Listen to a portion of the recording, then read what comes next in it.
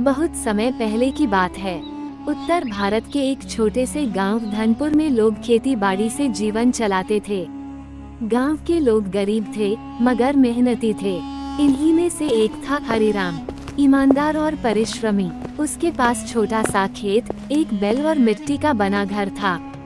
हर सुबह सूरज निकलते ही हरिराम खेतों में काम करने चला जाता और देर शाम तक खेतों में काम करता। उसी गांव में एक लालची सेठ भी रहता था, सेठ धनराज। उसका एक ही उसूल था, पैसे से बड़ा कुछ नहीं। वो गरीबों को ऊंचे ब्याज पर कर्ज देता और न चुका पाने पर उनकी जमीन हड़प लेता। लोग उससे बहुत डरते थे। एक बार की बात है, हरिराम ने अपनी पूरी कमाई से अपने खेत में गेहूं के बीज बोए थे, लेकिन तभी गांव में सूखा पड़ गया। महीनों बारिश नहीं हुई और हरिराम की फसल बर्बाद हो गई। अब हरिराम बहुत परेशान हो गया और मन मन में सोचने लगा, मेरी पूरी फसल तो बर्बाद हो गई और दोबारा फसल करने के लिए मेरे पास पैसे नहीं है। अब तो मुझे सेठ धनराज से कर्ज लेना पड़ेगा। मजबूरी में हरिराम सेठ धनराज के पास गया और बोला, सेठ जी, इस बार मेरी फसल पूरी बर्बाद हो गई है। अब मेरे पास दोबारा फसल करने के लिए एक भी पैसा नहीं है। आप कुछ पैसे उधार दे देते तो अच्छा रहता। दोबारा फसल होने पर मैं आपका कर्ज चुका दूंगा।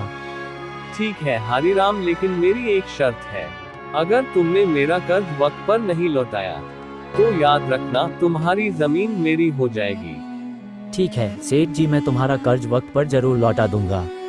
ये बोलकर हरिराम चला गया। इस बार मौसम अच्छा था। हरिराम ने दिन रात मेहनत की और खेतों में इस बार अच्छी फसल हुई।